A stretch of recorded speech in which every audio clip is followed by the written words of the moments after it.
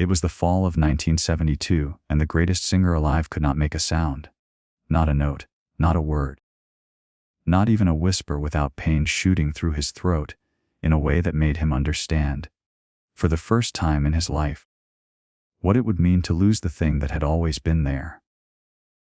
The thing that had saved him from his father's house, from the poverty of Washington, D.C., from the fate that statistics and circumstances, and the entire weight of a segregated America had arranged for a black boy born in 1939, with nothing but a voice and a hunger he could not name. The voice was gone, or not gone.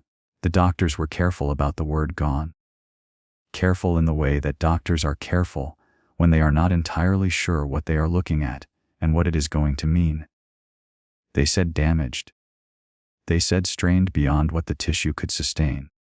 They said that the polyps that had formed on his vocal cords were the result of years of singing at an intensity that no instrument was designed to maintain indefinitely.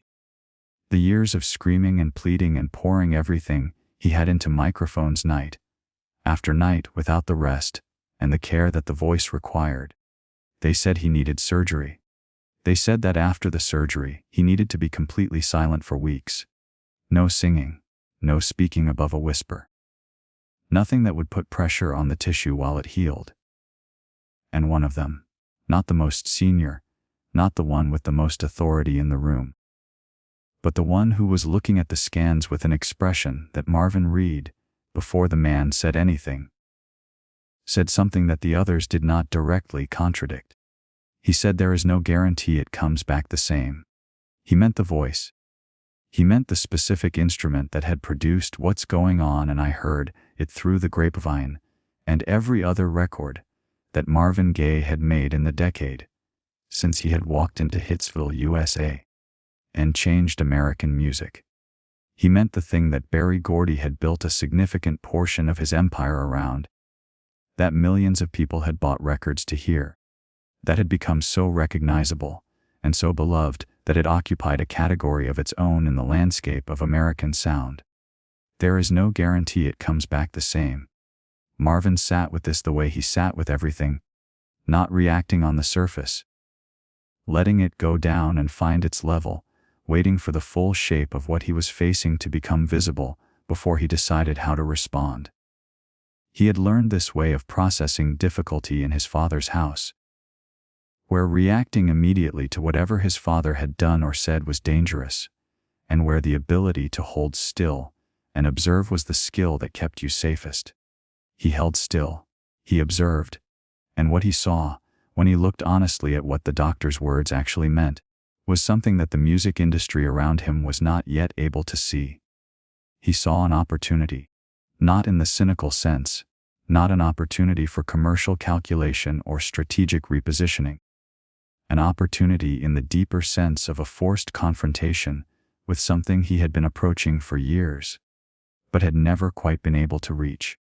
A confrontation with the question of what his voice actually was, what it was for, what it had been doing all these years, and what it might be capable of doing if it came back differently than it had been before.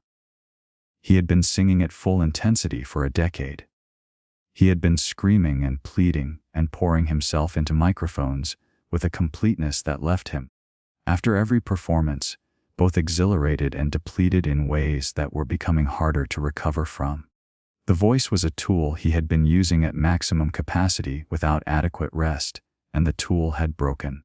But here is the thing about Marvin Gaye's silence in the fall of 1972 that nobody around him fully understood at the time. He was not just resting his voice. He was listening. He was doing what he had done in the 2 years of withdrawal that had produced What's Going On. Sitting still long enough to actually hear himself, to hear the music that was forming in the absence of the ability to produce sound, to understand what he wanted to say next, and how he wanted to say it. He had been listening to different music during his recovery. Bob Dylan, whose relationship to his own voice was philosophical rather than technical. Dylan had never been a great singer in the conventional sense, had never prioritized beauty of sound over honesty of expression, had always treated the voice as a vehicle for meaning rather than an end in itself. The Beatles. He who had spent the latter part of their existence as a band exploring what the studio could do when you stopped thinking of it as a place that captured performances and started thinking of it as an instrument in its own right. Al Green, who had found a way to sing quietly that was somehow more intimate and more devastating than screaming. He had been thinking about intimacy, about the difference between a performance and a conversation, about what it would feel like to sing directly to one person rather than to a crowd.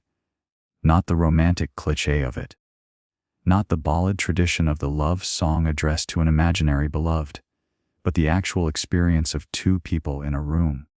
He close enough to hear each other breathe, saying things that would not survive the translation into public speech. That was what he wanted to make next. Not another album that addressed the world. What's Going On had done that. Had said what needed to be said about the state of the country and the grief of a generation, and had been heard. Now he wanted to turn the camera inward. To make something that was not about the world but about the body. About desire. About the specific, complicated, deeply human experience of wanting another person and being wanted in return, and what that experience actually felt like. When you stop managing it for public consumption and just let it be what it was. He wanted to make Let's Get It On. The surgery happened. The recovery happened. The silence lasted longer than the doctors had initially suggested.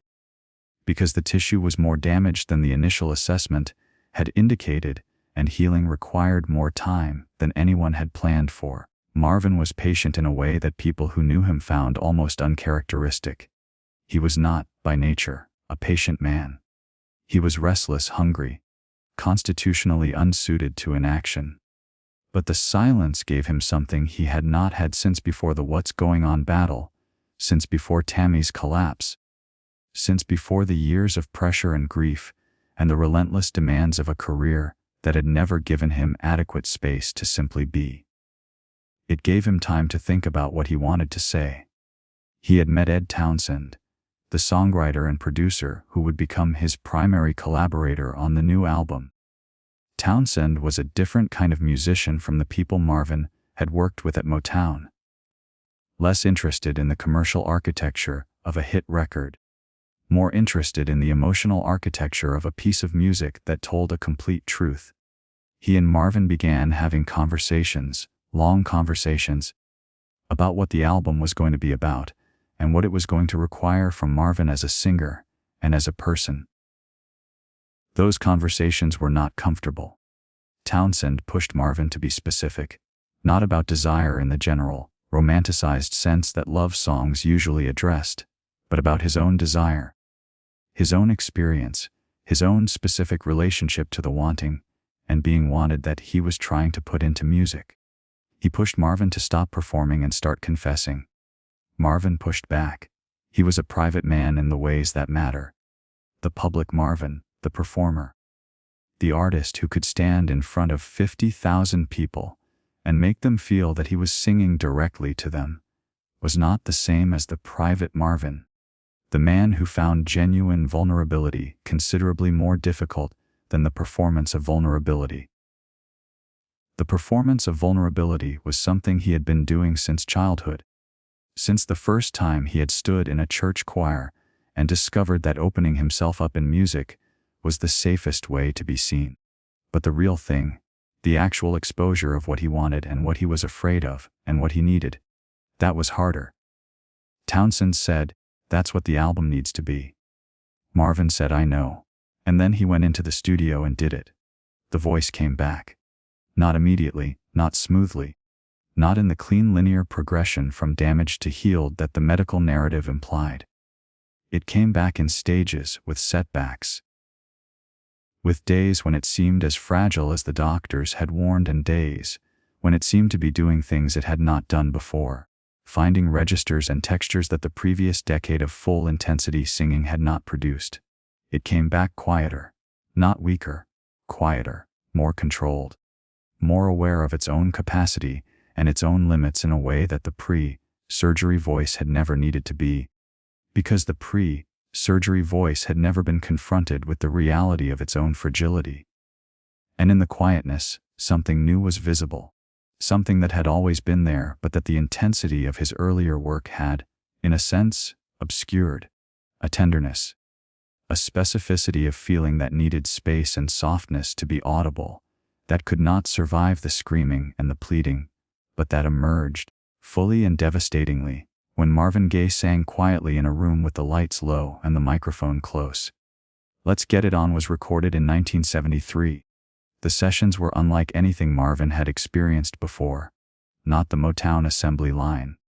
Not the politically charged intensity of the What's Going On recordings. But something more like a late-night conversation that happened to have a microphone in the room. The studio became the room. The musicians became the other people in the conversation. And Marvin, for the first time in his recording career, sang as if he were speaking to one person rather than performing for the world. He sang quietly enough that you could hear him breathing. That detail, the breath, the physical reality of a human being producing sound in real time, the involuntary evidence of embodiment, was not accidental. It was a choice. A statement about what the album was going to be, and what it was going to ask of the listener. He was not going to manage the distance between himself and the audience. He was not going to smooth out the rough edges or clean up the humanity.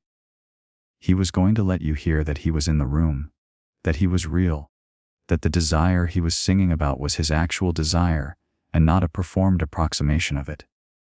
The album opens with the title track, Let's Get It On. And the opening is one of the most confident and most vulnerable things Marvin Gaye ever recorded simultaneously. Confident because it knows exactly what it is doing, exactly what it wants to say and how it wants to say it. Vulnerable because it is saying it directly, without the armor of abstraction or the protection of metaphor, in a voice that has just come back from the edge of not existing, and that carries in its quietness the memory of what it cost. I've been really trying, baby, trying to hold back this feeling for so long. He had been trying, not just in the song, in his life. He had been trying to hold back things for so long that the effort of holding them back had begun to damage him physically. The polyps on his vocal cords were, in a very literal sense, the physical manifestation of years of saying less than what he felt. Years of performing desire rather than expressing it. Years of making music about love and longing from inside a marriage that had become something other than what those words usually implied. The surgery had forced him to stop. The silence had forced him to listen. And what he heard, in that silence, was the specific thing that had been pressing against the inside of his throat for years, looking for a way out. Let's Get It On was that way out. The album was not just about physical desire, though the critics who responded to it primarily as an erotic record were not wrong. It is explicitly, unapologetically, brilliantly erotic in a way that popular music had rarely been before it, and has rarely matched since. But underneath the eroticism was something more complex and more honest. An argument about the relationship between the body and the soul, between physical desire and spiritual connection, between what we want from each other in the most immediate sense, and what we are actually looking for when we reach for another person.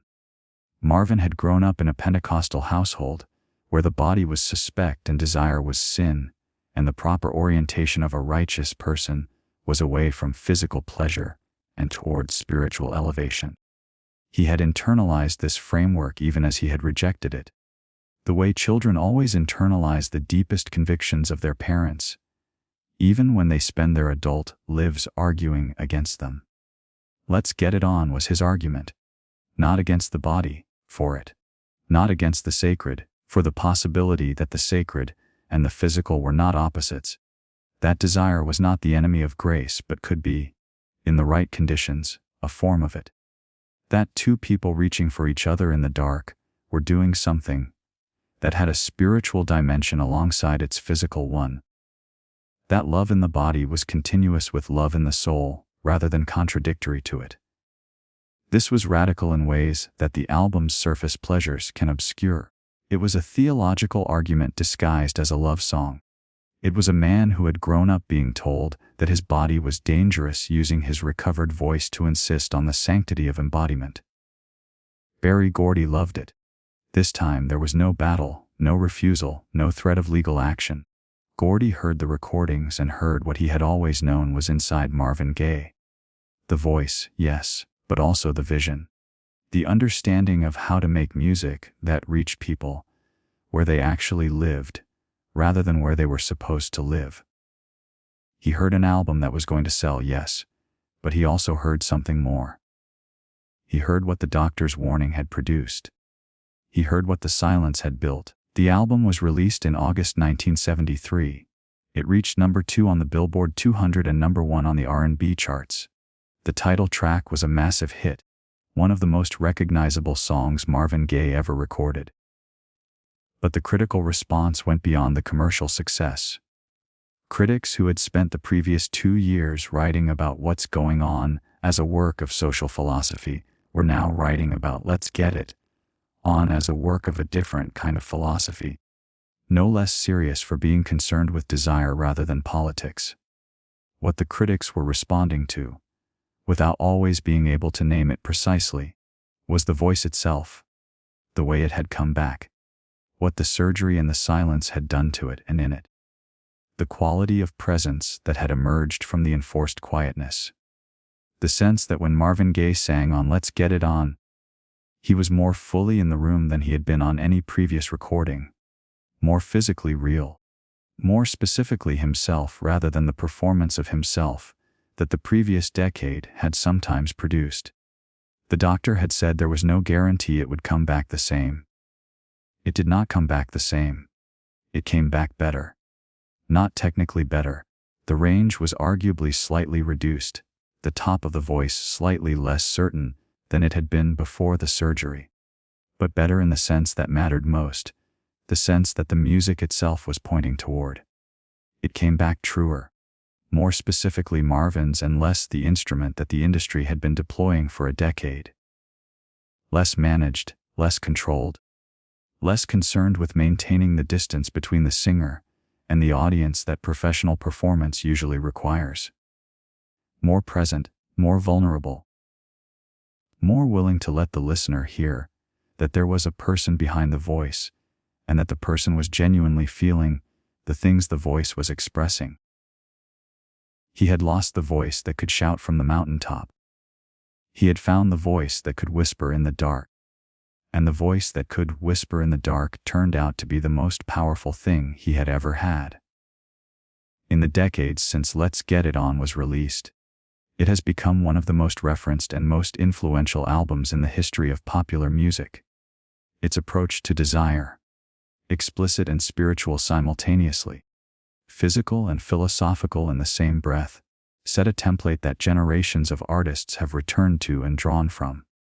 Its production aesthetic, with the breath audible and the performance intimate, and the studio transformed into a private room, became a model for a certain kind of music that was not about entertaining an audience, but about telling a truth to a specific person.